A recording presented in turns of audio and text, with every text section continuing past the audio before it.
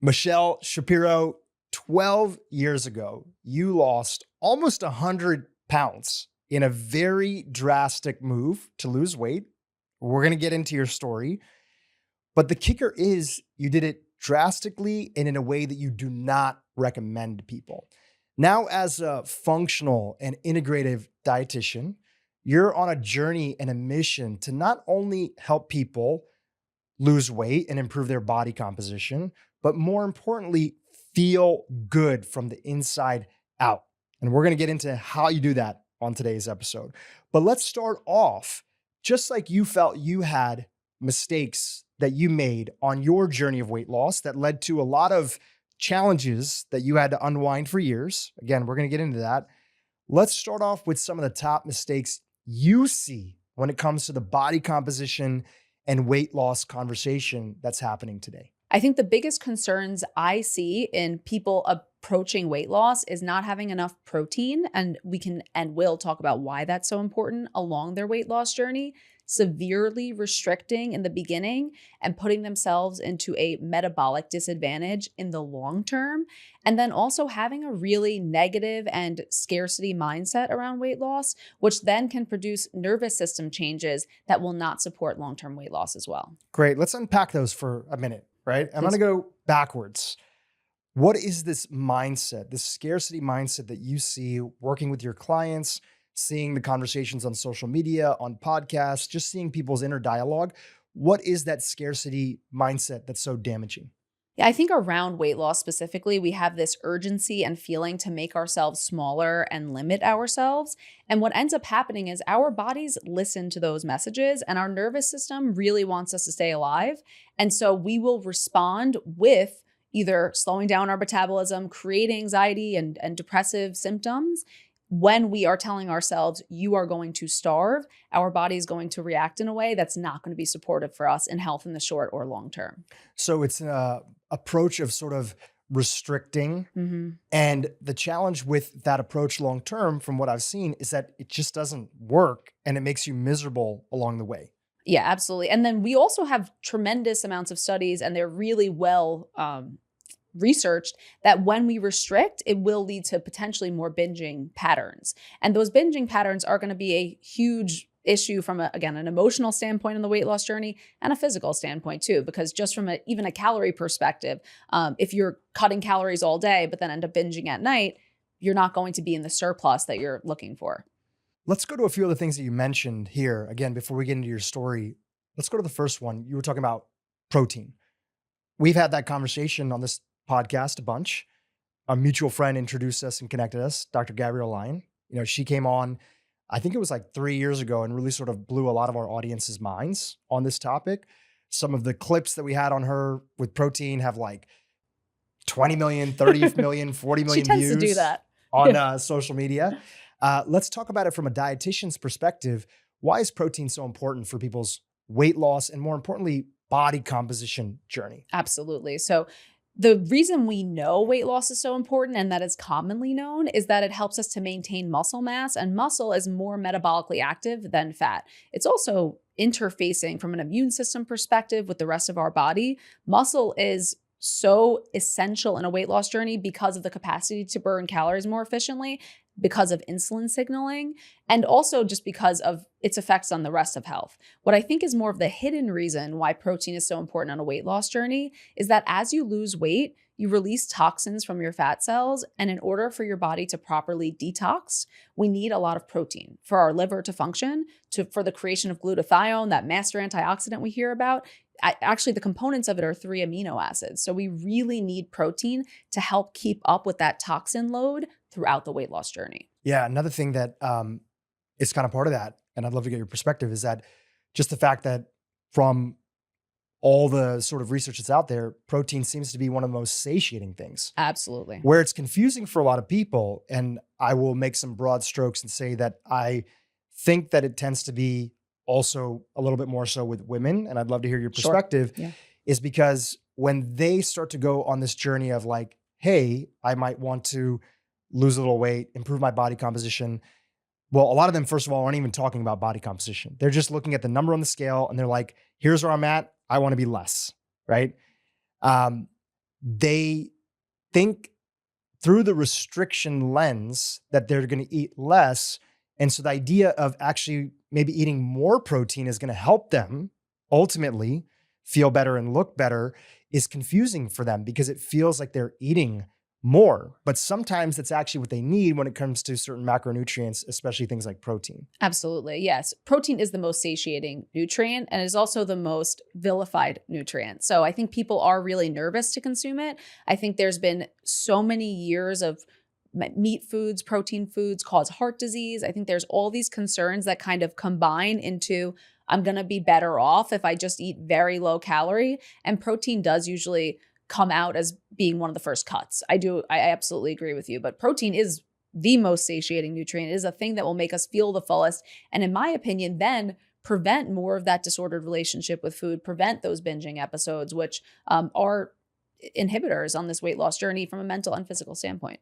So I think the second thing that you mentioned in between protein being the first and the last one being about the mindset piece was around sort of metabolism, right? Sure. Is that right? Absolutely. Can you expand on that a little bit more? Yeah. So our bodies are designed for survival. They really don't want you to lose weight. Weight loss is not a favorable thing that our body likes, even though the end result of weight loss, if you had a more favorable body composition, is good for your body doesn't really know that or understand that. So what it's going to do along your weight loss journey is kind of try to stop you. It might drop your metabolism. It might increase your hunger. And there's hormones that are responsive to that and create the kind of landscape of our metabolism along the way.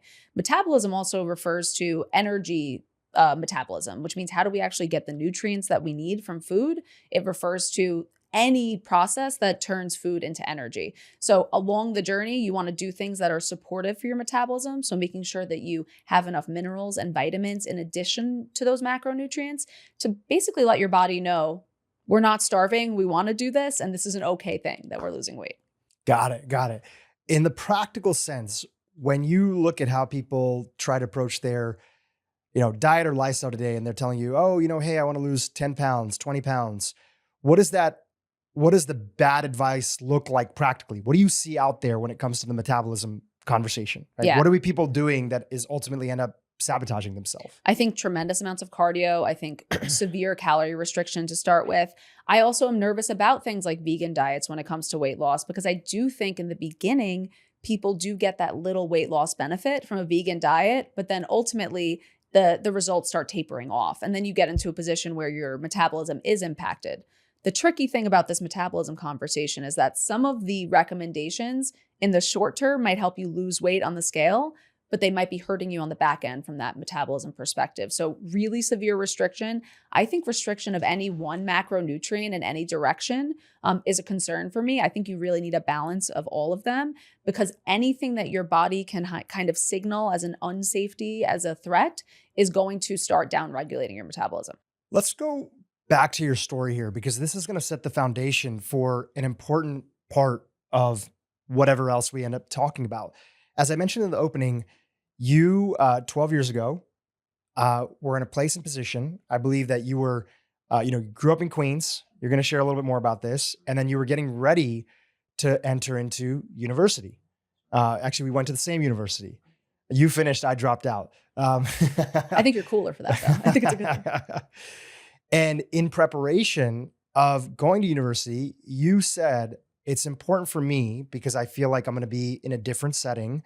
I feel like I'm going to be judged for being overweight. You can expand on this a little bit. And I need to lose weight as quickly as possible, which again, we're sharing here.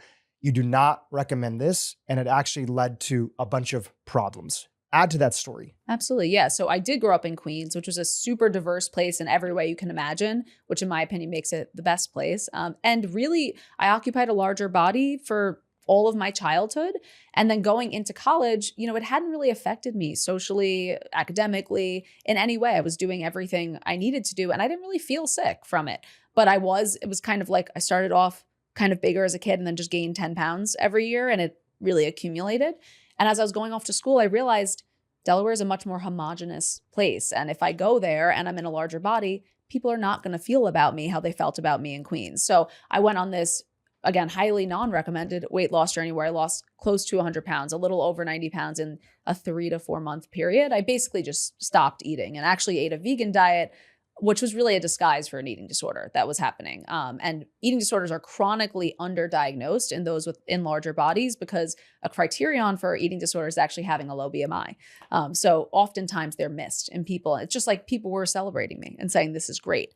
When I got to school, I spent all 4 years chronically ill.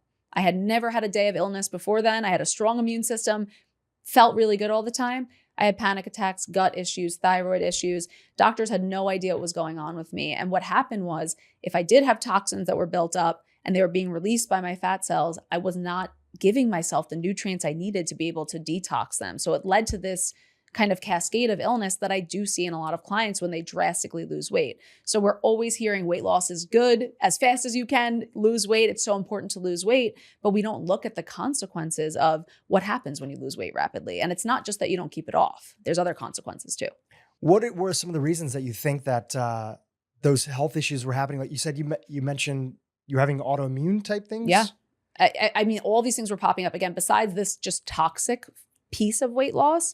I also believe that I did not have enough nutrients for my body to signal how to function properly. Autoimmunity comes from a place in many cases of just an unsafety. Again, this lack of safety in the body and your body not knowing, where do I direct my resources? That's really what autoimmunity is where do I send my immune system? How do I support this person? I was on such a low calorie diet. I had no protein, no minerals, nothing. And when you're in that state of stress, you're losing water constantly. You have to replenish those things, or else there's downstream consequences throughout the entire body. Were you also eating, obviously there's healthy ways that people can be vegan, Sure, etc. Right? Yeah. I used to be vegan. I'm not anymore. Right. So I feel like all of us have. We have that in common. Yeah. Were you eating more of a processed vegan diet? What kind of vegan diet were you eating? I mean, when you're eating that low of calories, you're just not eating much of anything. I was eating like a lot of just vegetables with like Pam spray, because that was like a thing. And like Pam spray? Like the like non-stick spray that we used to have, because it's like 0 calorie, like margarine spray. Got it. Basically. You were cooking in that. Just omega-6 spray. Yeah, basically. Got it. And then I would have like a veggie burger. And I really am issuing this was a true blue eating disorder. I mean, it's not true veganism, like you said. Right. I was not really having processed foods. I just wasn't having much of any solid nutrients. I was getting like air, basically. It just wasn't good nutrients. At what point in time did you start to feel that, I mean, you knew it was a problem because you were suffering from all these symptoms. At what point in time did you start to get some glimmer of hope that there was another way of going about this? What was that turnaround moment in your story? Yeah, so I was going to a lot of doctors when I was in college still, and they were saying to me, you should actually lose more weight. That was actually their answer to this. They were like, this has nothing to do with anything besides the fact that this is just timing and genetics, and you were just planned to be sick at this time.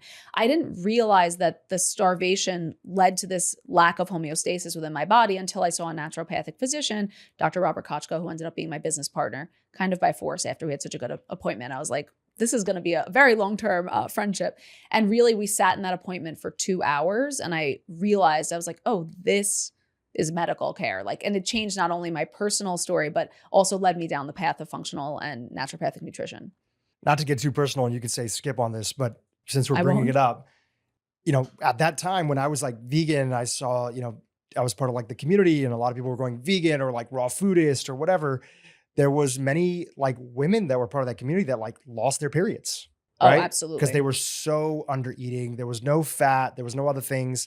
Not too different than like a marathoner who loses their period because their body is like, hey, listen, this is not the right time to be thinking about fertility and creating a baby. Is that anything that you experienced? It's a really good question. I think because I started at a higher weight, I might have had some like reserves for the fats that I needed to create those hormones, but I have seen people in larger bodies lose their periods very quickly. I like to think of the body also as the body shows you your biggest vulnerability. For me, my cycles have always been perfect. Like, I have a lot of clients and friends who were on birth control for a long time, or they had PCOS even at a young age. This was one thing that my body did not show me as being a problem, but any other way the body wanted to, it showed me in ways of like nervous system, autoimmunity, digestive issues, but it didn't pick on me in that way. The body picks and chooses. When you met this doctor and they ran some basic tests, helped you get kind of organized, what were a few things that stood out as why your body was saying ouch in all these different ways. Absolutely. Yeah. So I think what was so illuminating for myself was we ran a Dutch hormone test, and it's different to hear I'm stressed and for someone to look at you and say you are stressed. In New York, we never believe we're stressed. We're like, we can handle it. We'll do anything. To see how stress was impacting my stress hormones and ultimately my nutrient levels, my vitamin B12, that to me was like, what you do in your life is tangible and I can show you in your labs. And that was a real turning point for me because my cortisol was sky high. And the downstream effect of that is I ultimately probably would have lost my period if I didn't intervene, or I would have had other hormonal issues because my hormones were starting to tank even then. And it was only, how long into it, a year into it or something, when I had started seeking medical care. So the Dutch test, which is a dry urine test, a lot of practitioners run it. Sure. And they're looking at sort of your 24-hour sort of hormone cycle of things, cortisol, bunch of other components that are there. Was there something else that stood out in sort of the, lab work that you got done, or at least the analysis? Because partly it's lab work, partly it's his clinical experience of looking at you. What were some of the other pillars that stood out? Yeah, I definitely think the experience of being witnessed, which is like, as a practitioner, so important in the work that I do, just having someone look at you and repeat things to you that you're saying, like, yeah, I eat this in a day. Even he was looking at my diet. We were doing a dietary recall and he was like, you're eating still like 800 calories a day. Like, what is going on? Having what you're doing be laid out to you and shown to you like a mirror, it really was impactful for me. We ran every nutrient test, every stool test. I had really was just showing that my body was not only inflamed, but just deficient. So a lot of, at the time, a lot of those like blood nutrient tests were really important. We ended up running a hair mineral test too. And all of those were really taken into context of the symptoms I was having as opposed to just looking at a test. And I think that's what drew this picture for me. And I had that moment where I was like, oh my gosh, starvation is driving autoimmunity. Starvation is driving these medical conditions. I didn't consider it before I went there. I thought weight loss is good. That's what I thought at the time. What kind of program and plan did he put together for you? And what were some of the changes that you made? Yeah, so it was an extremely comprehensive plan. And I now do the same with my clients. I call it a battle plan, where it's broken up into lifestyle, supplements, food, any kind of breath work, movement. And it really was just about in the beginning, getting nutrients back in, which was a challenge because my mindset was, I really need to keep this weight off. I need to stop eating and continue not eating. So it was really challenging. Once I started to implement things from that original plan, I think it was a little bit of like a cascade in a positive way, an avalanche of, I feel a little better. I believe this and I believe this will work. And then we continued to introduce then more supplements and kind of a layered plan. At first, it was just, let's get some sleep. Let's calm your nervous system down. Let's get nutrients into the body through food. And then we kind of went into heavier hitting supplements to support my gut lining, to support the absorption of those nutrients, and then giving those nutrients. We ultimately did a tremendous amount of IVs also because I was really deficient in nutrients. We're going to jump around a little bit, but you mentioned gut health.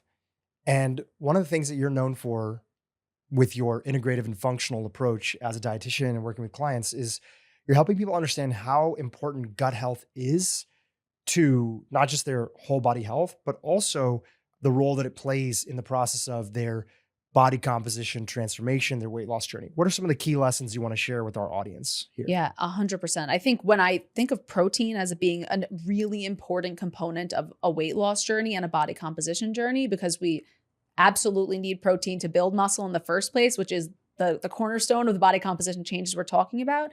I think if people have dampened digestion and they're not able to tolerate protein, they often think, this is why I'm not, I don't need protein because I'm not interested in protein. So what happens is if you have low stomach acid, which is very common, people will have symptoms of acid reflux. And one of the symptoms of acid reflux is actually having no interest in protein. So I think what ends up happening is people think, I don't need this because I'm not feeling like I need this, but instead we need to correct the low stomach acid issue. And this is a huge, huge problem for people with the vegan diet because long-term vegan diets can actually accommodate to have chronically lower stomach acid. So for myself, that was the case. And I said, I'm not going to stop being vegan because it feels good to not eat meat. I don't want to eat it. I kind of describe the reflux, lack of interest in protein as like this kind of face. I don't want that. And I think people again, mistake those signals and then miss out on that vital protein. So that's one way that a stomach issue can then cause a change in what you consume. And it's not from, oh, my stomach hurts. It's mentally, it changes the way that you want to consume things. And I think that's one little piece. And then along the weight loss journey too, it is really hard if people are having chronic gut symptoms to absorb nutrients in the first place. For protein to be broken down and repackaged, you need to have strong stomach acid. You need to have a really good lining in your small intestine to be able to do that. So I think most of us are very gut impaired without realizing. And what we really don't realize is how it influences our food decisions. What's interesting about the gut conversation is that over the years, especially kind of me being very familiar with the world of functional medicine and meeting a lot of practitioners, the theory and the thought process was, hey, restrict, restrict, restrict. And that's going to be the way that we're going to remove all these sensitivities that people have to different foods, gluten, dairy, et cetera. And then through that process, if you were lucky enough to work with a good practitioner, then maybe help you sort of rebuild. Now I feel like there's a much more sort of balanced approach that actually works, which is it's not about severely restricting all these different foods that somebody that might still be challenging for one person or another, but if they're not particularly challenging for you, actually still some diversity in the diet actually make sure that you're not restricting so many things that your gut can still be healthy. Is that something that you see? Oh, 100%. This comes up a lot in the conversation about elimination diets, because elimination diets, if people aren't familiar, are very specific prescribed diets, usually by functional medicine doctors, like a low FODMAP diet, a low histamine diet. It could be a low carb diet. It could be a specific carb diet. And basically the goal was of elimination diets that they would be healing agents, right? The goal was if you go on a low FODMAP diet for IBS, it'll fix your IBS. When in reality, you're just taking away a trigger or a stimulus, but you haven't fixed the issue. If you have IBS because you have leaky gut, let's say, sure, you take gluten out or something like that. If it's not celiac, or if it's a gluten sensitivity, a non-celiac gluten sensitivity, if you take gluten out, you are taking something out of the diet that is not infuriating your gut, but you haven't fixed the holes in the lining of your gut. So the elimination diet itself isn't healing. It's just doing something to take away a trigger. Elimination diets are helpful in that way and in the short term, but in the long term, you miss out on that microbial diversity and all these things that make, you really want to challenge your gut and make your gut work hard. And that will help with all these other conditions. But elimination diets, I'm not a huge fan of for that reason, unless it's very urgent and short term, because these are immunological conditions, not gut conditions. They're acting on the gut. Let's take a step back and go to the framework that you developed, right? This I think it's called Loving Weight Loss Journey. Losing weight lovingly, or losing weight lovingly, yeah. right? Sure. The framework that developed out of your own experiences and working with a lot of different clients, right? Somebody comes in and meets with you, and obviously you do an intake and all those components. We are obviously talking to a lot of people here on the podcast here, so we're not giving individual advice that's there, but paint the broad strokes of the foundational pieces that are there when it's related to helping people reestablish a healthy relationship with food and also move towards the direction where they're going to dial in their body composition. Everybody comes from a different starting place. Everybody has different issues, but you've already mentioned a few different themes that are there. One is like auditing people's protein intake, right? And actually making sure, do they have the amount of protein that they need in their diet to create satiety, to preserve lean muscle mass, and all the other beautiful things. What are some other broad strokes that you look at when it comes to their diet, their lifestyle, their stress, to help them actually start to put together their battle plan, as you call it? Absolutely. And they don't need me to start putting together a battle plan, by the way. Even taking just little pieces of inventory and auditing your own life, you can always take 1 or 2 steps forward. So what I would have people inventorying even before they see a practitioner is kind of the foundations of life, right? Like, are you sleeping? Are you waking up at at a certain time? Are you looking at the sun when you wake up in the morning? Are you going for some sort of movement throughout the day, especially in the morning though? Is your blood sugar regular? These are the important kind of pieces that I would have people looking at first, because I'm going to be working on the foundations with people anyway. And these foundations are so essential for any piece of body recomposition change. The other thing I have clients do in those initial sessions and would advise any practitioner to do, and I'm sure they do, is really assess where that nervous system piece is. And we kind of act in a funny way when we feel threatened, and make sure that the body's ready to receive those changes and receive that weight loss in the first place, because there usually is a kickback mechanism if we're not ready. And if you do have a really disordered relationship with food, that needs to be audited as well, and that needs to be inventoried. So I would have people do is write down foods on the left side of a piece of paper and say, let's say it's bread or, meat. And then on the right side, just write how it makes you feel when you see those foods. If you have a tremendous amount of food fears and feel extreme confusion around things, that needs to be addressed before going on a weight loss journey too, because you don't want to have more disordered thoughts, more nervous system dysregulation as you're going along the journey too. Zooming out a little bit big picture, there's a lot of conversation today just about the idea of weight loss. And it can sometimes feel like it's a little political in the sense of course, there's different people that are arguing about this is a better approach or that's a better approach. And then there's the sort of foundational sides of whether or not we should really be telling people to lose weight in the first place. Yeah. Right. I'd love to hear your sort of opinion, if I give you a little soapbox for the things that you want people to know about, because I feel like you have a unique lens on it. You have your foot in the sort of integrative and functional world. You have another foot in the world of being somebody who was in as you say, a larger body and had went through that, firsthand.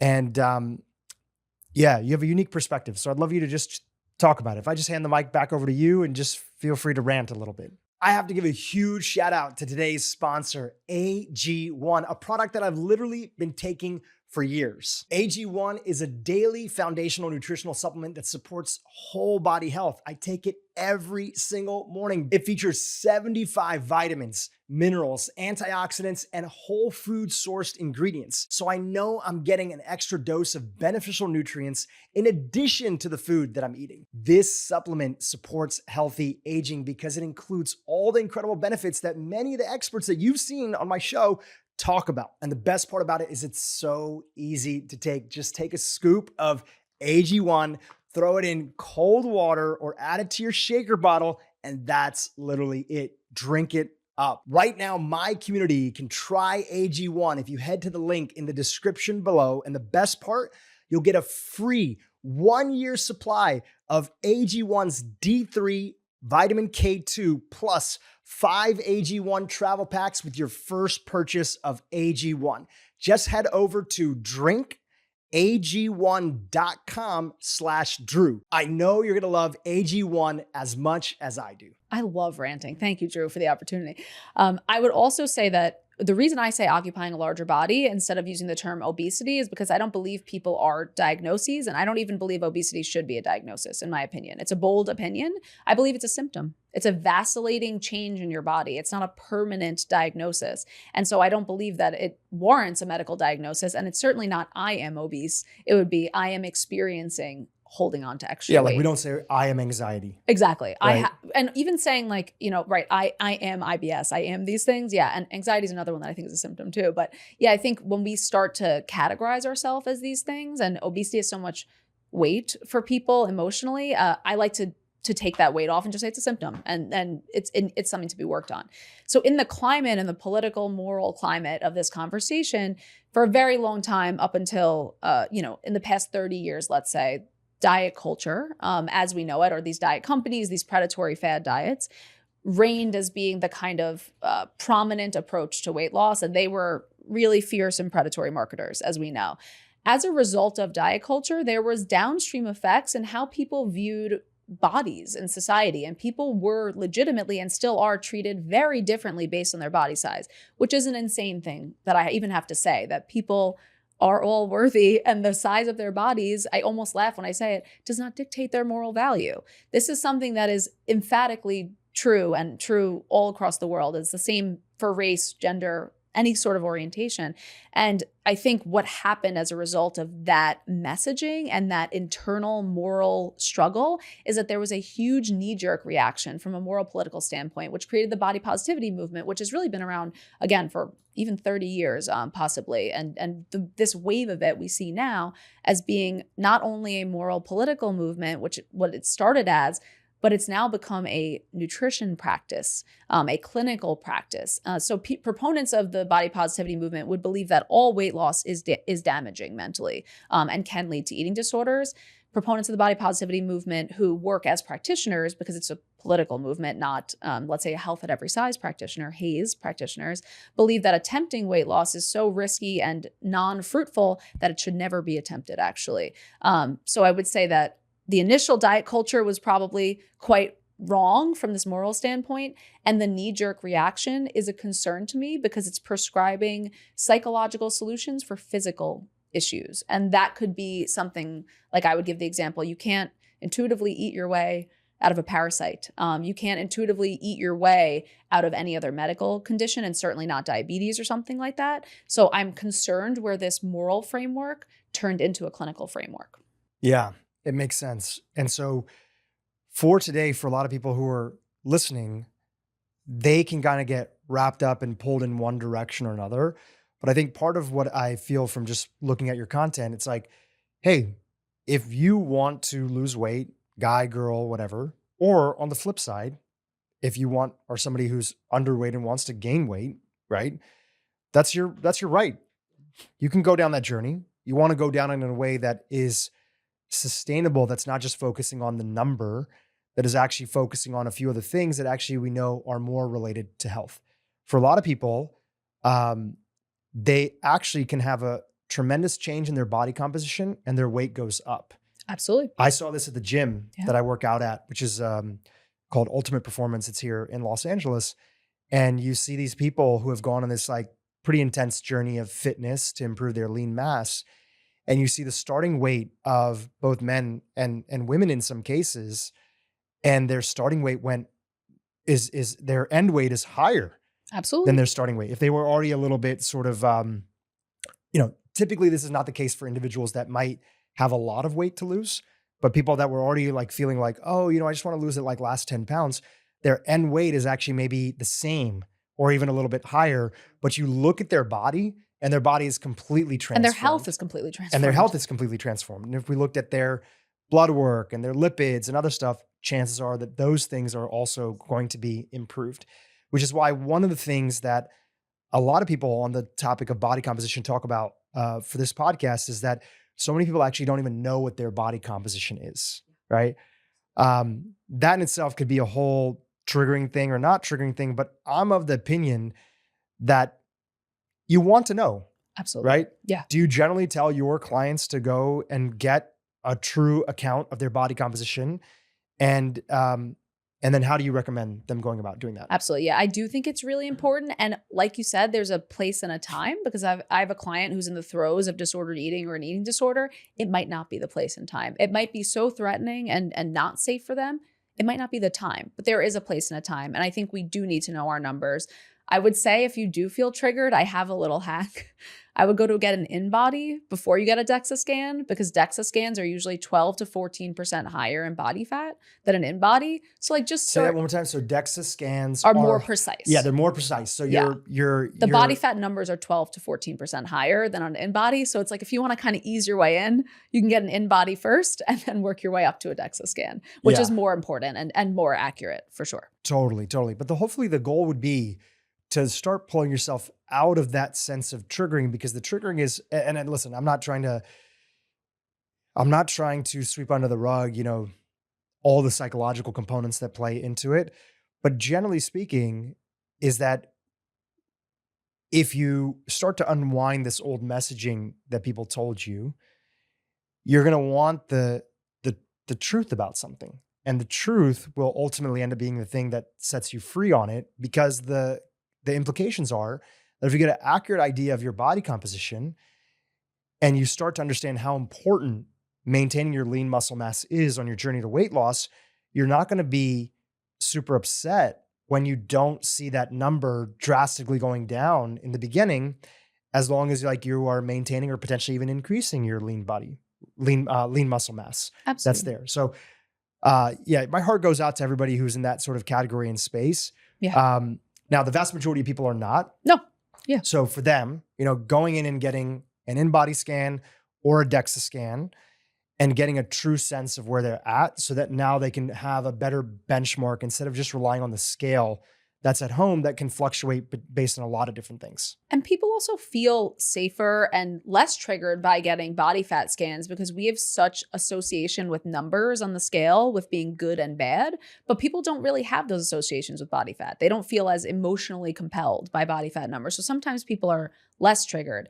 And I think truth is very compassionate. I agree with you. I think giving truth and honest information is compassionate, but truly some people's brains take that information and it is harmful for them in the short term. So that's why not every piece of information is for every person at every time. And that's why I think that's the beauty of working with a practitioner is you can see, is this person ready to kind of take this information in? Yeah. To add to the story, I think that also in the functional medicine space, what they've helped a lot of people understand is that you could be thin and super unhealthy. 100%. And, Dr. Gabrielle Lyon often talks about this too, is that when you look at kind of people in the nursing home, the people who are greatest risk for falls and like the higher mortality rates are actually in the lowest BMI group.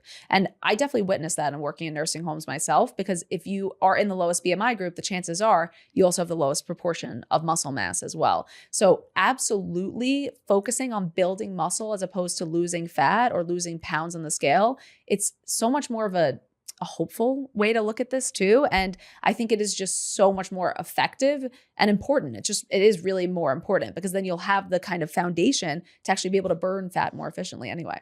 So, you mentioned Dr. Gabrielle Lyon. I listened to your guys' podcast together. And one point that I actually really enjoyed that I think a lot of the audience enjoys is they want to hear people who have different thoughts about approaches kind of talk and sort of stress test each other's ideas out. So I'll set up this next question here. The thing that you guys were having a little bit of a difference of opinion That's on. what best friends do. Exactly. Yeah. Which is great, right? Yeah, that's actually how absolutely. we all learn. That's how we all change. I'm sure you've changed your mind on things over the years. I've changed my mind on things over the years. Because of people like each other, all of us talking. Right. Exactly. A healthy conversation. Yeah. So the thing that you guys were having a conversation on was the topic of whether or not tracking your calories is something that is useful. Now, to kind of set up the positions, if I understand correctly, Dr. Lyon, who's talked about on this podcast before, she's shared that, hey, listen, I'm not a fan of long-term tracking of everything. I am a fan of making sure for a lot of people that they do track their protein at least, but she is a fan of short-term tracking.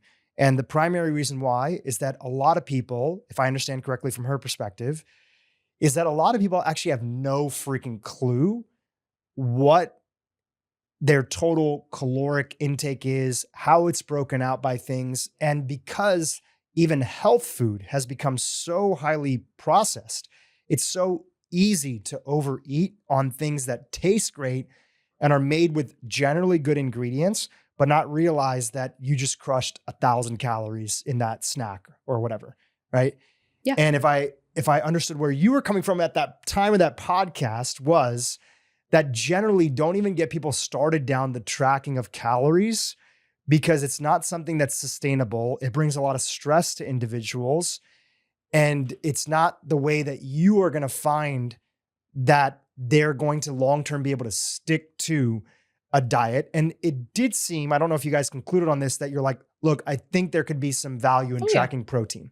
Oh, definitely. Did I set up your positions absolutely correctly? Yeah. So basically when I make plans for clients myself, I am keeping calories in mind in that. I'm kind of taking the stress off of my clients having to do the numbers in association with food.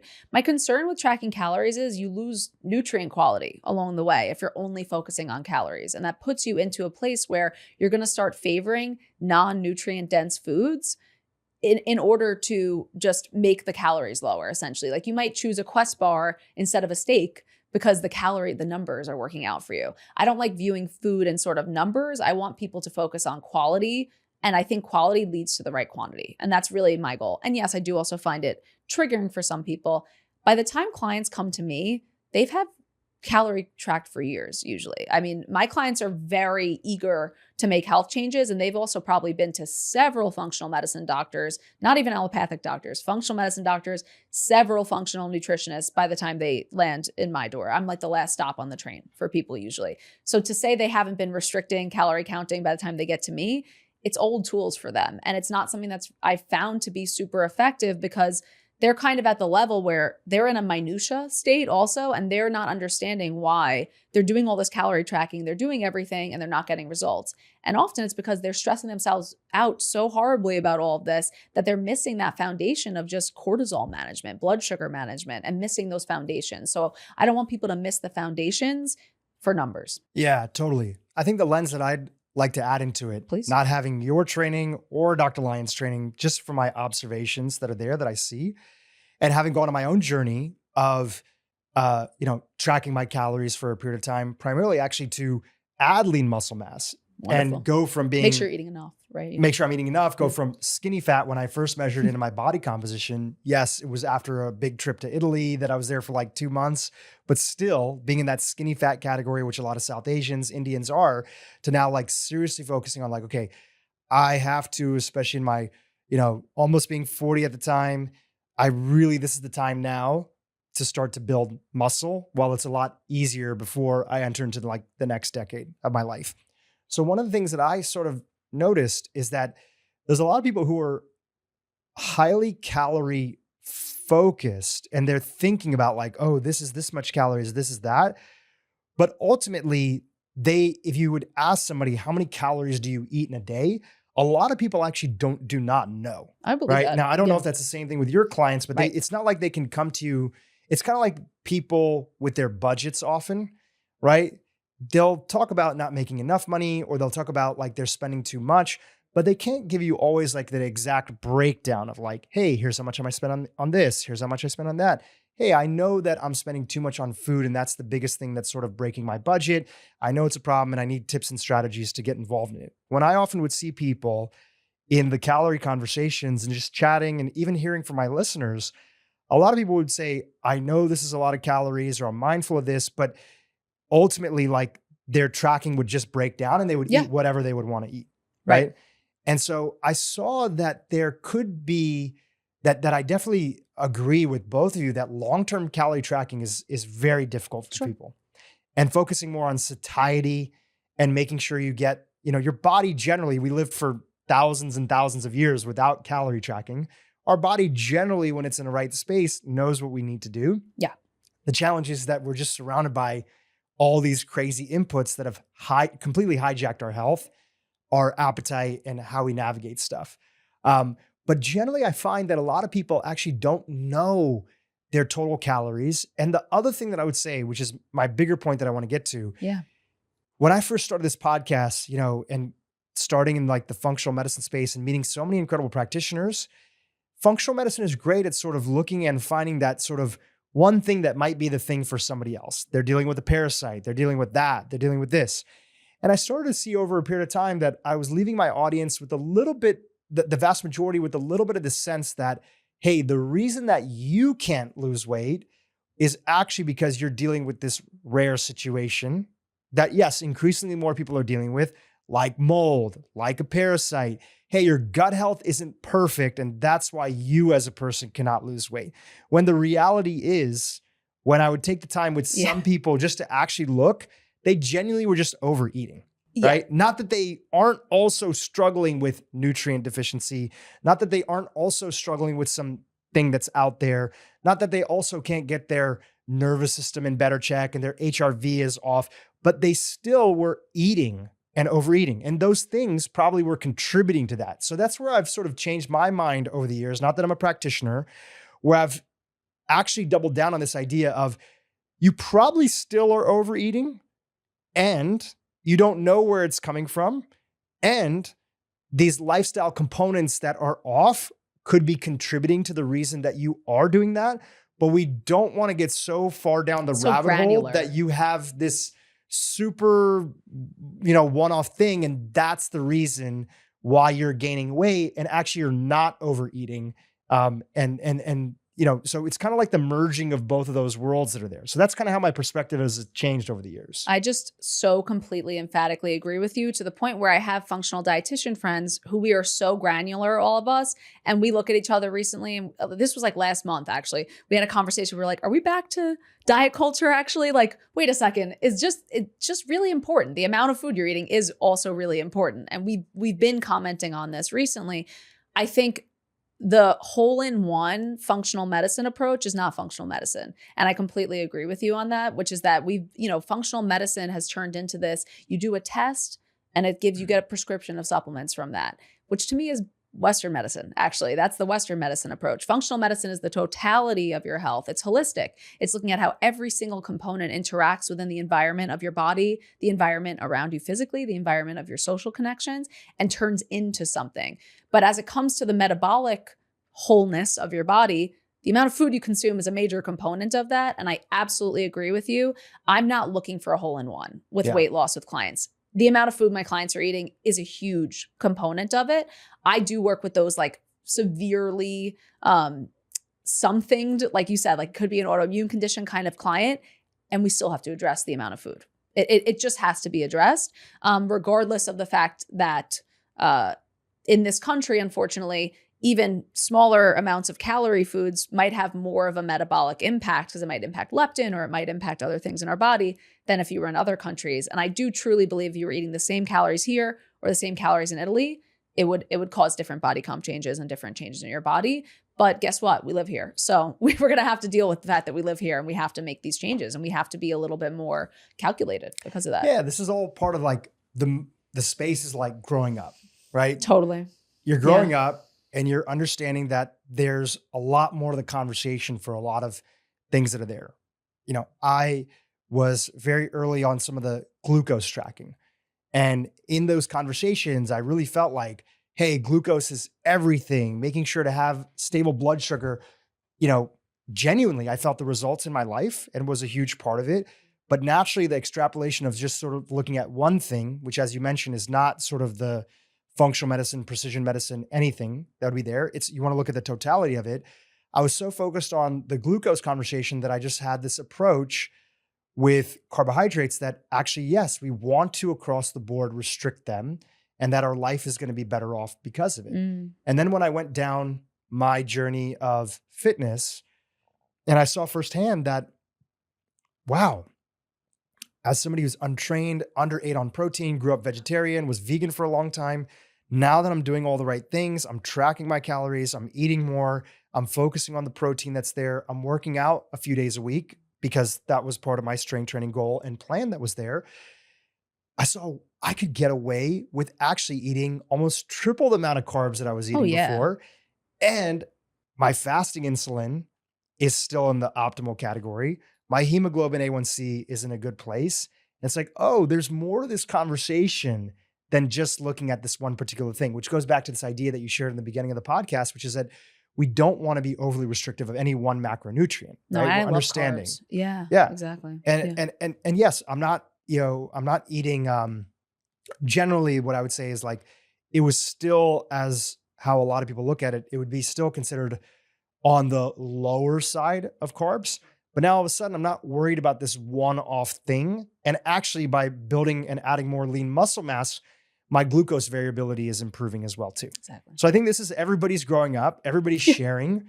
Are there any, to take it back to you, are there any other things that as you went through your own journey and started working with clients that you changed your mind on over the years because you actually saw that this is a more lasting and sustainable way for people to not only keep their weight in the optimal body composition, but to also feel good? Absolutely. Thank you for sharing that, by the way. I am like the epitome of Dunning-Kruger when you're 10 years in, which is that like the more you know, the less you know. You know, like in the beginning, this like the XY axis of Dunning-Kruger is like competency and confidence. So when you're first a practitioner, you're like, everyone's vegan. We're all eating no fat. This is what we're doing. This is how everyone's going to heal. And then I was like paleo. I was like, everyone's going to fix their autoimmunity from paleo. And then you really learn as time goes on as a practitioner that everything is so individualized. And what it is finding out what's that person's main lifestyle deficiencies. And whether it comes from nutrition or it comes from movement or it comes from sunlight or it comes from not having drainage capacity, you just find that each person has their things. So pattern recognition is so important. And I think the main thing I changed my mind on was just thinking I knew anything about someone's body that they didn't know, or thinking I knew something about someone's body from a structure or protocol that I had in my head. I just don't believe that anymore at all. And I am always amazed by how two different people who have the same weight, same muscle mass, same autoimmune condition can operate completely opposite, and that their root causes are so different. So really anything that I don't really have a strong stance on anything. Like I'm like, yeah, some of my clients calorie count. Some of my clients eat super high carb diets. Some of them eat super low carb diets. It really is so individual. And, but still there's that pattern recognition piece. So it's not impossible for people to find out their things and what's important for them. Yeah, it's so true. Would you add to that there are themes? Everybody's so individual, but there's these themes that are there that generally, if we can get most of the population sleeping well, right? Sleep congruence, adequate amount of time sleeping, not having, disruptive sleep quality, having a diet that they can stick to, right? Over a period of time that works for them, but doesn't underdo it on protein and other things like that. And then that they have some sense of nervous system support, HRV support that's there, community. Most people are going to be generally better off doing that. So there are individual things, and I do believe we live in a world where through chemicals, toxins, overusage of antibiotics, psychological disorders, being on a extreme fasting diet, which is essentially what you were on and I was on, right? I was like an extreme sort of long-term sort of fast in a way, being on like a raw food vegan diet.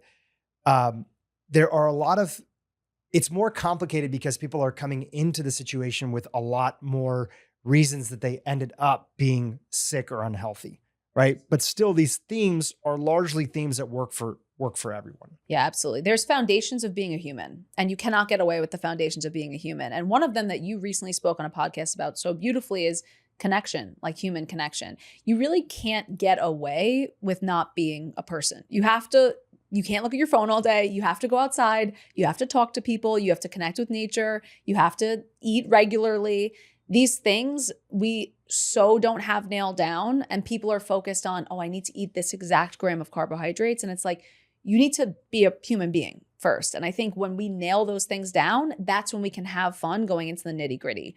I train and mentor other healthcare professionals. And this is something where all of them are so excited about functional medicine. They get in there and they want to run tests. They want to do everything. I'm like, it doesn't matter. It's like throwing your intervention in the air. It doesn't do anything if you don't have those foundations set, because it doesn't matter what goes into the body. It matters what the body does with it when it goes in. So if you have poor gut integrity, if you're not sleeping and you're not having cellular repair, if you don't have your mitochondria functioning, it really doesn't matter what interventions you put in place, what fancy ones, because the mechanics of the body have to be running properly. And they're running properly for almost no one, and none of us live like humans. We all live like robots. I want to take a little bit of a pivot, and I want to talk about anxiety. My favorite.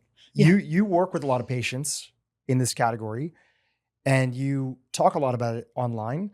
What are some of the things that you want to share with the audience when it comes to the topic of anxiety? Yeah, I find anxiety to be a symptom, and it's a message from the body that something is not right. It's kind of like the fire alarm of our body. And we often want to turn the fire alarm off because it's very loud and frustrating. But instead of doing that, I actually want people to explore that fire alarm.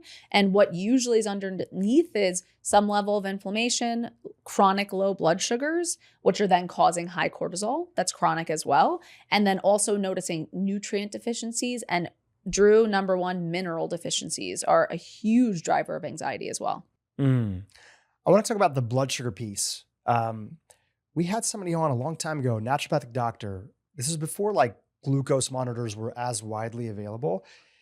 And she was saying, so many of the people that come into her office, they're not realizing that their disordered sort of restrictive eating leads to a place where their panic attacks, which can have an anxiety component, right? They're separate things, but they can be related, was just coming from the fact that like they hadn't eaten recently. Yes. Right. And so many people actually didn't know that the reason that they're starting to feel this sort of panic, this urgency, was because they had entered into a state where their body essentially was telling them, hey, we're freaking out because we haven't gotten the right nutrients. obviously there's some parallels that are there to what you're talking about too. Oh, yeah. But go down that thread a little bit Oh, more please. of I'd the love blood to. sugar dysregulation. Yeah, I would say blood sugar lows and then highs are probably the greatest anxiety trigger and the most important thing I want someone to look at when they're having chronic anxiety. So when our blood sugar drops, one way our body can get our blood sugar up is by releasing a hormone we've spoken about on this podcast, cortisol, which we know as our main stress hormone. Cortisol does this really cool thing where it can create glucose from non-glucose entities. There's something called gluconeogenesis, which I'm sure you've spoken about on the podcast before too. And really it can take protein and turn it into glucose for you, which is an amazing task because then we can have glucose. The problem is when your cortisol shoots up, that's really this huge alarm to your body. We're going to die. That's basically what your body's telling you. So then your body starts releasing a tremendous amount of sugar and the swing from low to high can be very uncomfortable, and both very low blood sugar and very high blood sugar can cause anxiety-like feelings. I will also say that cortisol is something that is released as a rising hormone. It's not only our stress hormone, it's also a rising hormone. It's kind of like the hen, like cock-a-doodle-doo, the rooster in the morning, waking you up. So oftentimes when people are having chronic anxiety or chronically low blood sugar, I will actually see them start waking up between 3 and 5 a.m. So if someone's listening to this and they're waking up between 3 to 5 a.m. specifically, it's usually a cortisol signal. And what's happening is blood sugar is dropping, cortisol's rising early, thinking we need to get glucose to this person. They're in an emergency. We need to save their life. And then that cortisol is waking you up and they get that sensation when they wake up of, I'm awake. I don't know why I'm awake. And I'm usually more panicky. So what are the key contributors to that in the context of like the sleep situation? What are the lifestyle habits or the things that people are doing that they have that drop? And then how do you go about helping people fix that? Yeah, within 2 weeks of intermittent fasting for most women, I'll see this happen and I could see it on their Dutch test within a month. Intermittent fasting is not something that I recommend for menstruating women at all because I see tangibly in their labs and in their sleep patterns what happens in the long term. I have not seen it. To be honest with you, I've worked with thousands of clients. I've never seen it work once for women in the long term because of that. Because our bodies are really built for preservation. They really want to keep us alive. And women's bodies, even more so, we're more cortisol responsive.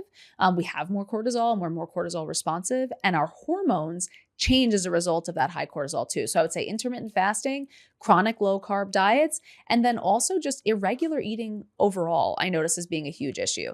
When I'm stressed, I'll wake up at 3 a.m. So it's not that my blood sugar is even the driver of it, but I'll start noticing that my cortisol starts getting dysregulated. And then cortisol has a bi-directional relationship with blood sugar. So then your blood sugar becomes more irregular, starts releasing cortisol, and you get into a bit of a cycle. So stress can be the impetus, or chronic low blood sugar, chronic undereating carbohydrates, and intermittent fasting, or really any fasting in the long term, if your body doesn't have the metabolic flexibility to handle it. Let's double click on the fasting conversation, right? So now this is being added to one of your approaches in your framework as kind of like one of the don'ts, right? That generally For women especially. Yeah. And I'd love to just expand on that for our audience there, right? So you shared a little bit more about it being contextualized for women, what it means exactly. What are the main reasons that you see people even wanting to go down the intermittent fasting place in the first place? Yeah.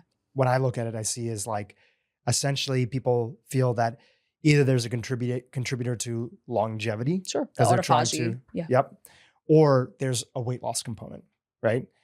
Talk about why those two things are maybe not the right approach or may not help, especially women, get to those things through intermittent fasting. They might be sacrificing more than they're actually getting through those. So by the time you need to get a benefit from something, your body needs to allow you to do that thing. Unfortunately, with intermittent fasting, there's stops in place that will happen before you're able to lose weight from it or before you're able to get those benefits from it. So you have to, whatever the tool it is you're using, you have to make sure your body's going to let you do it long enough to get the benefits of it without causing other disruptions. So I think that's a main concern with intermittent fasting. I'll say this, the people who kind of generally tout intermittent fasting are like 40-year-old men who are pretty fit already, and they probably can handle it because they might have a greater proportion of muscle mass, they might have better insulin regulation, and they don't have as responsive hormones, right? So they might actually be able to use it as a tool. I think the question around any of these tools is it going to work for me? And that is there is validity to intermittent fasting being helpful and supportive for autophagy. Weight loss studies wise, more and more are coming out that calorie restriction is the same no matter what hours you're eating during the day. But certainly giving your bowel rest sometimes is why people do it too. Intermittent fasting, a lot of times if I have IBD patients, it'll be a recommendation like Crohn's or ulcerative colitis from doctors to just let your migrating motor complex work and give your body more time to just move things along in your digestion when there's no food there. So there is other kind of medicinal benefits to it. But the question is your body going to let you get those medicinal benefits without freaking out first? Yeah, we mentioned about how people change their mind. Largely, a lot of the people that were really touting intermittent fasting have sort of publicly come out and said that they changed their mind. And a big part of the conversation, or have said that it can be a tool for individuals that have an extreme amount of weight to lose. Yeah. If it's one of the things, like Thomas DeLauer was on this podcast, he has a big YouTube following. And he used primarily intermittent fasting as one of the tools in his toolbox to help him lose, I think, over 100 pounds on his journey. And he said, listen, I used to say it was for everybody, and I've changed my mind. It is a tool for the most heaviest individuals, potentially, but ultimately it's something that just helps people restrict calories that are there. Right. Then you're not eating half the day or something. Right. Then you're not eating. And that could be something that is easier for certain people's lifestyles. Again, it tends to seem like it's better for men. And then you'd have people come on the podcast like Dr. Donald Layman, who's the mentor and advisor for Gabrielle Lyon and a few other people that are prominent in this sort of space, and saying that the muscle mass piece. And so if you are intermittent fasting as a woman, if you're doing any kind of prolonged fasting, you're going to be at a place and position where you're going to be losing that muscle mass. And if you're not, severely overweight, where you not only have excess weight to lose, but you also can afford to sort of let go of a little bit of mass in general, even some muscle mass, you're going to be eating away at your muscle. So we've had people like Dr. Cynthia Thurlow on the podcast, who has shared that she had a viral TED Talk that was all about fasting and how it was a part of her journey and it helped her reset. And she says, yes, much like you, like, hey, this is what I did. And now I don't recommend that to people that are out there. It's just better to find something that you can sustain and do, and then stop eating at a certain time. Your dinner's done at 7, and then you can eat again the next morning at 7 or 8. That's basically the amount of fasting that you need to do, so you don't end up sacrificing. Most notably, of course, Peter Attia, who was such a proponent of fasting, came out in his book and on his podcast and said, it's just not worth it. Yeah. It's not worth it for that benefit. In fact, what he'd lose in muscle mass and other areas, potentially the implications on strength and how that could be a part of maybe VO2 max performance, even though it's mostly about the cardio component, but there is a relationship. It's just not worth it on those things. If you are in a good body composition, or if you're on your way to a good body composition, the fasting thing may not make sense for a lot of people. It's crazy how we went from, 5, 6 years, even the last 10 years, where people were on one extreme. And now, again, people are growing up and looking at it in the totality of all the recommendations. We're all doing it together too. I think we all landed back in the middle, which I'm very happy to see. I wouldn't say all. A lot of us have landed back in the middle. But I think it's just we kind of all were guinea pigs in all of this too. We were guinea pigs for the vegan diet. Right? Like you and I, and even Dr. Gabrielle Lyon was vegan. I just talked about this on a podcast. Oh, wow. Yeah, exactly. She was for a bit. And we all kind of were experimenting on our own bodies as we were talking about these things. And we were excited about the research. And our clients were kind of in these experiments with us, which they were happy to be. And this was part of it. And I think it comes back to, wait a second, it's just those foundations. And you don't even need these really fancy things oftentimes. They're amazing. And I love the tools we have in functional medicine. But maybe we don't need to starve ourselves in order to do the things we need to do and to function optimally. Maybe we just eat regularly because we have access to food and it's nourishing and great. Yeah. Yeah, so true. Anything else that you've changed your mind on, or sort of just like the way that you've said that, back in the day, you used to think that might've been a good idea and now you don't recommend that? Anything else that you really feel that you want people to know, that the trade-offs may not be worth it, or you're majoring in the minors, or anything else that you feel that could be a big distraction as people go down this journey of just feeling better, looking better, which is everybody's right if they want to, and stepping into your best health. Anything else that comes to mind? Yeah. I think I used to, as a very highly sensitive person, I think I often would want to really coddle my clients without realizing it and saying like, it's okay if things aren't okay. And I think now I've really changed my whole stance on that, which is that I think a lot of clients need practitioners to be really tough and hold space for them in a way that's like authoritative, not like I'm telling you what to do, but I know what we need to do here and I'm going to help you and hold you to do it. And I think I've become much more compassionate in that way. And I think that's how I want people to be on their journey, is really compassionate with themselves without coddling themselves too much, and saying, it's okay if I'm not doing what I need to do.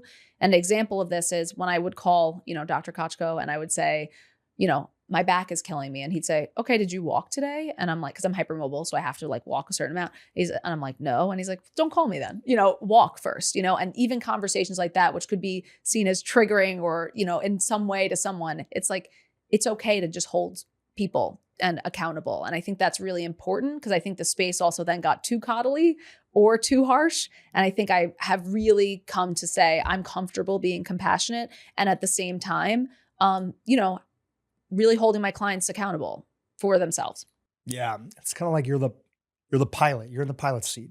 And they're telling you that they want to fly from New York to LA, right? And you're like, hey, listen, if you want to fly, I need you to wear a seatbelt. Or if you want to fly, you have to get on the plane. Now, I have compassion for you.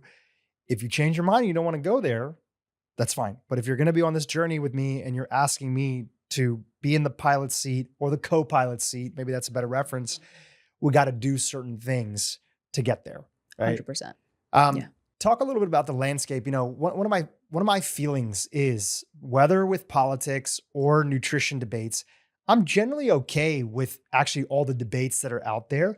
What I feel when people say like, hey, nutrition has gotten too polarizing, I think what they're saying is that they want, or even politics has gotten too polarizing. What we're really asking for is we're asking for civility, right? Like, hey, disagree with me completely, but like, you don't have to call me an or you're like this or that or whatever. Yeah. We want people to debate, because when people debate and they argue out these ideas, it's all of us who end up winning. And we end up changing our minds on stuff, or we end up strengthening our minds on other things. What are your thoughts on that? I love that you're bringing this up. So in this kind of nutrition camps that have been broken out, let's say there's the functional nutrition, allopathic nutrition, body positive, there's even keto dietitians, there's all these different dietitians. I love healthy debate. And if we think about the scientific method, it is literally the job when you're working with the scientific method to disprove yourself. So when a trigger word for me now is misinformation. I don't believe in misinformation. I believe in your interpretation of information.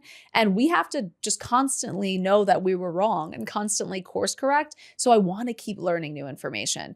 Where we've kind of gotten to on social media is practitioners making joke videos about other practitioners and saying they're wrong, this isn't supported in the studies. And it's like very narrow-mindedness around trying to limit information. And my concern, just like yours is, Dhru, is let all the information out. And if something's not for you, it's not for you. But trying to suppress other practitioners from sharing their information puts us all at a tremendous disadvantage. And it's very American to do this also. If you think about Ayurveda or TCM, these like enriching, like incredible practices that have been around for 10,000 years, the only way that the science is so strong and passed down is because it's constantly revised, passed down. And it's such a, that's the real like scientific method, is 10,000 years of information. By the time it gets here, it's been so understood and changed and revised that's like the strongest science we have. Just doing a random study to see if, strawberries affect your endothelium, that's not as rigorous of science as these other disciplines. And I do also see Eastern medicine as being very suppressed on social media and really aggressively so. And I also find that to be very culturally intolerant. And that concerns me a lot as well from what I'm seeing. I want to talk more about Eastern medicine in a second, Yeah. But one thing that I'll say that's been helpful is that I kind of like that, I'm not an expert. I get to ask questions on this podcast. I get to interview people. And naturally, through the birth of social media, YouTube, other things, certain things that you think are information that people aren't being told about those get clipped out and they put into, social clips. Sure. And in the earlier days of the podcast, I would put things out because I thought I'm having somebody on. They obviously know what they're talking about. If they're saying this study says X, Y, and Z, and that's a big reason why, people can't lose weight. Oh, cortisol and belly fat. And actually, it's not about restricting calories. It's about getting your cortisol in check. And you don't want to do, heavy workouts or other things because it all sort of impacts your cortisol. And if somebody calls my guest out on that and says, listen, actually the research doesn't show that. And really what I take away from that is that because of this modern day and age that we live in this sort of marketing area where everybody wants their information to spread naturally through social media, things can get clipped, is that a lot of I think the lesson for a lot of like functional and integrative practitioners, not that they're the only ones that are doing this, a lot of people are doing this across the board. You got bro science people, you have even traditional allopathic people that are saying stuff, right? Is sometimes people actually, more often than not, they don't know what the research says, and they'd be better off saying, hey, my clinical experience is this, or my personal experience I'd is rather hear that. Right? Honestly. I'd rather hear that. And I think that the positive side of people being called out by some of the individuals that do that is I think that people have realized like, hey, is this actually what you mean? Because people would just want to hear the truth. They want to hear the truth that says, hey, I've worked with a lot of clients. And in my particular experience with working in clients in this category, I found that this works best for them, right? Because clinical experience is part of research. It's clinical experience. So maybe somebody may not evaluate the same way as a randomized placebo-controlled trial, right? But that's fine. You could say this is clinical experience. I think where people got in trouble, even people who have been on my podcast here and other podcasts, is when you say that the research shows X and it doesn't show that. People are wanting the truth now more than ever. They want to know and they're willing to try stuff even if the research isn't fully there in the randomized placebo-controlled trials, but they just want to hear from an individual like, what are you talking about? What was the study? In a way, we all have become, a lot of my listeners, I call them in the category of like professional amateurs, right? Somebody like me who really thinks a lot about health, wants to learn. We're not trained in it all. We don't have any degree. We're not a dietitian or a medical doctor or whatever, but we're trying to connect the dots between things. We're trying to pay attention. So that's where I feel like the positive side of a lot of this debates and people being called out is I think a lot more people are more wary, hopefully, about the way they present their information and not exaggerating to the audience that's out there. I completely agree with you. And I think I'm like not a fun Instagram follow because I am always nuanced and I am so refused to take stances on things outside of, I will literally make a post and say, here are the things here are the groups of people and what they're thinking about. Take your pick, basically. And there's a middle ground for all of this, but I will never make a bold stance like this is what this is, because there are so many different ways to look at a problem. And I love critical thinking so much. I really do fear, again, the suppression of critical thinking. And what I'm missing so much on social media these days is really the understanding of mechanism. So, and what I mean by that is, if I was thinking about, again, a study where people would say lemon water doesn't help digestion, and people are obsessed with lemon water doesn't do anything. For me, it's not so much about lemon water fixing digestion, but I'm thinking about, well, if we are deficient in stomach acid and that could cause even a tiny bit of a difference for someone in being able to tolerate protein foods or something like that if they have it before a meal, to me, that mechanistically kind of lines up. So the recommendations I look for in social media, and I encourage anyone to look for, are people who understand mechanism. And there's a huge debate about omega-6 fats and seed oils online. This is a huge contentious conversation. Allopathic dietitians are generally of the belief that omega-6 fats are all anti-inflammatory, where a lot of functional dietitians they're all pro-inflammatory. And really what I'm always thinking about is, Well, what is it in the context of someone's overall diet? If you're eating out at any meal during the day, you're getting a tremendous amount of omega-6. That means at home, you're probably going to have to eat less to get to strike that ratio. So thinking about how is that broken down in the body, and then how is it in the context of other people's lives? So that nuance and that mechanistic understanding of the body is really missing. And it's certainly missing in research because you're looking at one piece of one thing for one mechanism without considering, well, what's the downstream effect on the liver? What's the downstream effect on digestion? I want to hand it back over to you to just, what else haven't we talked about that's important for you, right? What's important for you to want to relay? I said, maybe we'll chat about the Eastern influence that's there. We can go into that. We can go a little bit more down the stomach acids pathway. I have a million questions, but sometimes I like to just go to a guest and say, what's something, you feel in the conversation that will be useful and also is top of mind for you? I think the Eastern, as it ties into our current conversation too, is really important. There is this narrow-mindedness that I'm seeing on social media where any allopathic, I call it like the evidence-based crew, who's like, it's not evidence-based to do that. I think what concerns me so much is not only the cultural insensitivity of people, entire billions of people who have been utilizing these methods for 10,000 years versus modern medicine, which is a much smaller window of time, which is extremely valid. And we really need modern medicine too. I think about the way that people are approaching this in this really dismissive way. And my concern broadly is that the most important thing for anyone's health is having hope. And when you say to someone, lemon water doesn't do anything, you can't balance your hormones, there's nothing you can do to balance your hormones, you can't alter cortisol, it's genetic. What it does is it limits the window of opportunity for people, because if you don't have hope, you're not making a health change. If you don't have hope, you will not heal. And I am of the firmest belief that that's true. So for me, I agree with you so much, Dhru. I want as much debate and conversation and, I tried this and it actually felt really good. It's so weird. I put salt in my lemon water and it gave me energy throughout the day. What? Low risk options for people. I want them to have every low risk option.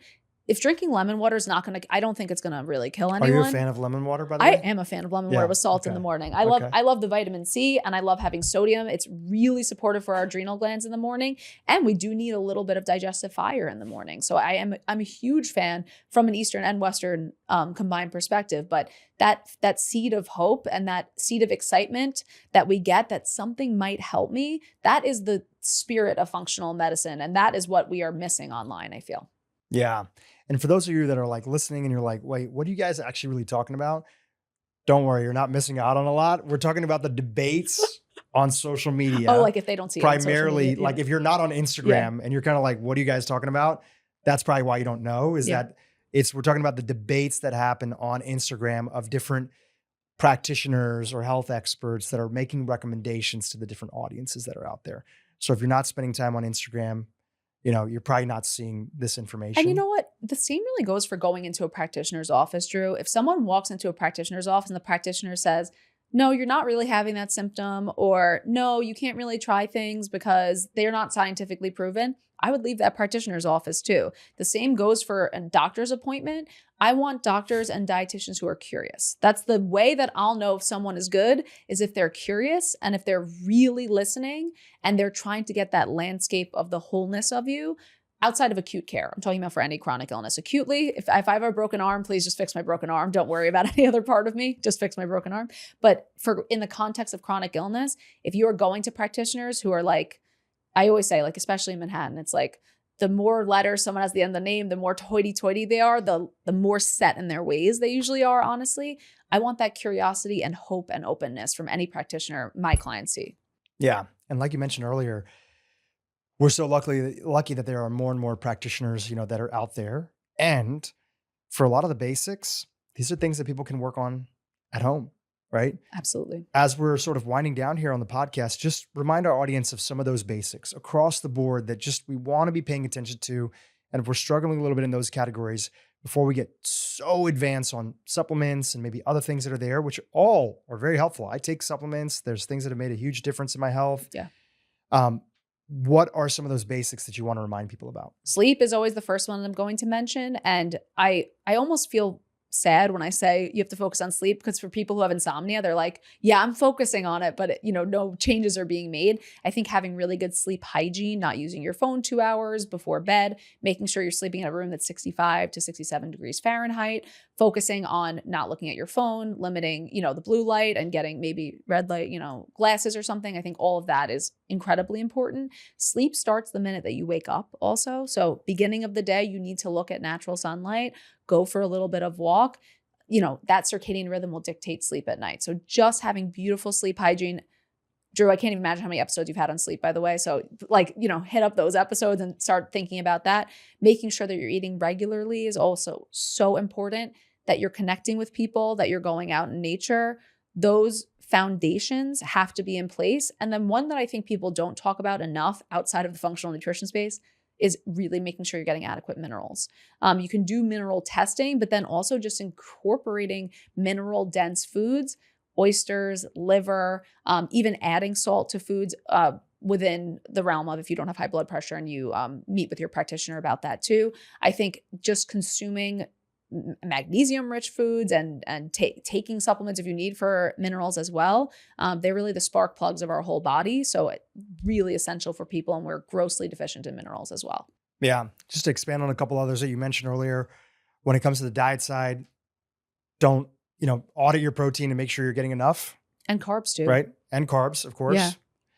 Yeah. Fiber. Yeah, absolutely. So really the recommendation would be, I would want almost everyone having about over 30 grams of fiber a day. It's usually the recommendations like 28 or 35 for women versus men. I would say getting over 30 grams of fiber a day. You will not get 30 grams of fiber per day eating broccoli. It's like 3 grams per cup at most. You will probably have to introduce things like artichokes, avocado, chia seeds, and nuts or beans in order to meet those fiber goals. But as long as there's no gut conditions, which most people have them, building up tolerance slowly is really important. And if you can't tolerate it, then it's something I would definitely look at with a practitioner for sure for fiber. We didn't touch on it, but the movement piece, you talked about it, calling your practitioner, saying your lower back hurts, him saying, hey, did you walk today? Right. So in general, people are very sedentary. We live in a very sedentary time in the world. I think the formal definition, somebody mentioned this on the podcast previously, of a sedentary lifestyle is like less than 4,000 steps a day. I don't know if that's accurate. I don't know. I feel like I've heard 4,500. That's the number. It's around there. Yeah, for sure. Yeah. And a lot of people, just like when they first start tracking their calories and their protein, they realize like, oh my gosh, I'm so overeating on, even like healthy junk food. And I'm so under eating on things like protein. When they start to actually measure their steps through, most people's phones has a step, counter inside of that, or Oura Ring or whatever. A lot of people don't realize that they're barely getting like maybe 3,000, 5,000 steps. And so just being a more active person, walking, etc. Walking to start. Yeah. I mean, strength training is the ultimate goal. I just don't think there's anything for fat loss like walking. Gabrielle would kill me for saying that, by the way. She's like, no, it's strength training. Trust me. But I think walking is so important. Walking for mental and physical health, it is so underrated. And I know we're all talking about it now. It really is. It's the cat's pajamas for anything that you want to do. I just think, and especially walking in the morning with that sunlight, and you can look a little bit to the right don't look directly at the sun, but a little bit to the right of the sun in the morning, and then a lot to the right of the sun in the afternoon. But aligning your body circadian rhythm wise for the entire day while walking, the benefits are so innumerable and will set you up for the day. And this is very hard with people's work schedules. So also I have a lot of clients who are working on walking treadmill, on little treadmills, walking on them during the day under their standing desk. That's an option too. Yeah. Last piece, and I'd love to hear your sort of approach to it, community, finding your sort of tribe and having supportive people in your life, and sort of avoiding hyper, toxic relationships, things that bring you down, things that don't end up pushing you in the right direction. Not that all of our relationships will be perfect. What do you talk about that when it comes to your clients? Yeah, there was one study that showed that loneliness is more deadly than smoking 10 cigarettes per day. Which I've heard some debates about. Oh, really? That. Oh, yes. I'm down. I'm open for yes, it. I feel like I feel it, but I'm also completely happy to disprove it anytime. See, love it. I'm telling you. Yeah, I'm open to it. I think the most important thing with connection that a lot of people miss is not only the quantity of connections, but it's really more about the quality, which is that when you're with someone who doesn't get you and doesn't feel like your person, you actually feel more lonely than if you're alone. So it's really about being with people who kind of see you and understand you, which for me, Dhru, was like not at Delaware, by the way. I came out with like 10 best friends who are all from New York. Funny enough, like I went to Delaware, met There's a bunch a lot of of New Yorkers. transplants that are in Delaware, a lot of New Jersey, a lot of New Totally. York Yeah. that are there. Exactly. We went and then we came right back and I was like, okay, I'm going back to New York. But Yeah. it was like a struggle for me at school because I was like, people aren't getting it. And that feels really painful. And loneliness is very painful. And the feeling of loneliness is hard. So I would say like focus a lot of your life on having those connections. If you can't, join clubs that are interest-based, and then harnessing the relationships with people you really like, and frankly, not spending time with the people you don't, because it's actually physically damaging to be around people who don't get you and don't like you, and it's so enriching to be around people who do. So true. And then everybody's behavior is contagious. Oh yeah. Whether we're hanging The out with vibe. people that are bringing us down, or whether or not we're hanging with people that bring us up, we're going to be severely impacted by those individuals. I've referenced this study before, but there was a Framingham cohort study that was done and showed that essentially even obesity is contagious. In a way. Yeah. In obesity in the medical sense, that the biggest increase in weight gain for an individual was when their friend gained weight, not their spouse, not their parent, not somebody else. And it just shows you that we want to fit in with the people that we spend time with. And if they have healthy habits and if they're positive and they're contributing to the world and they want to grow, that's going to rub off on us. If they're not doing that, if they're drinking all the time, which that's my only challenge with New York, is like it's still a lot of drinking everywhere you go. Yeah, you have to. We'll hang out in New York. I don't drink. Yeah, exactly. But it's true.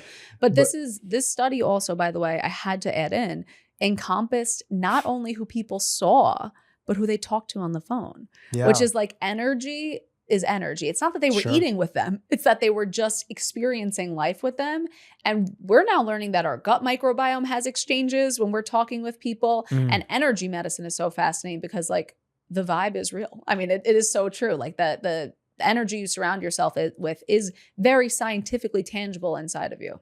Well, if our audience wants to continue to surround themselves with your energy, I hope they do. How do they follow along on the journey? Where do you want to send them? Absolutely. Yeah. So I have a podcast called Quiet the Diet, which is really about just quieting any sound that's not your own voice and how do you access your own voice to do that. And we have a bunch of amazing functional medicine practitioners on the pod. And then you can just find me on Instagram at Michelle Shapiro RD. And then I have a practice with a couple nutrition professionals who are fantastic.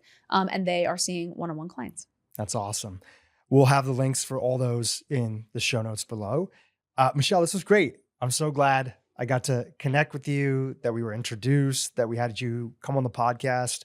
And thanks so much for also sharing not just the foundational things that everybody can work on. You know, not everybody has access to a great team or may not be able to afford it or et cetera. If they can, great. You know, you have a great team. People can work with you guys, but also to share openly about how you've changed your mind on certain topics. I think more and more my audience has definitely shared that it's very helpful for them who often feel confused when they hear from other individuals that are sort of experts in the space, that they've gone down their pathway of being confused and changing their mind, and that you will probably still be confused on things moving forward, but at least the foundational items are in place. And if we have the foundational items in place, we're never so confused that it's like, you know, we're filing health bankruptcy, right? The foundational items are in place. You're generally going to be in a good position in your life. You're generally going to feel healthy in your body. You're generally going to be on the right track that's there. And the last little bit, it's experimentation, right? And it's okay if you change your mind a little bit or you dial it in, but just the basics puts us on the right path and the right journey. So thanks for being vulnerable, sharing your story, and also sharing how you've changed your mind on things. I want to keep changing my mind. I hope I'm wrong about everything. And we just keep everything learning. Really? Exactly. Do you feel like hopefully you're wrong on not everything? Like, this is so corny, but not like love. I feel like that's the one thing. Like, I think love like makes the world go round, and like people connecting and being honest and authentic. I think everything else could change. And if that stayed the same, I wouldn't be surprised and I would be completely fine with it. But if that changed, I'd be very concerned. Got it. And thank you so much, Dhru. You know, I've obviously heard so many of your podcast episodes, if not all of your podcast episodes, and you're just the most wonderful, open-minded, brilliant interviewer. So it's my honor to be here today. Thank you so much. Thank you. Well, I look forward to round 2 someday. Woohoo! Yeah.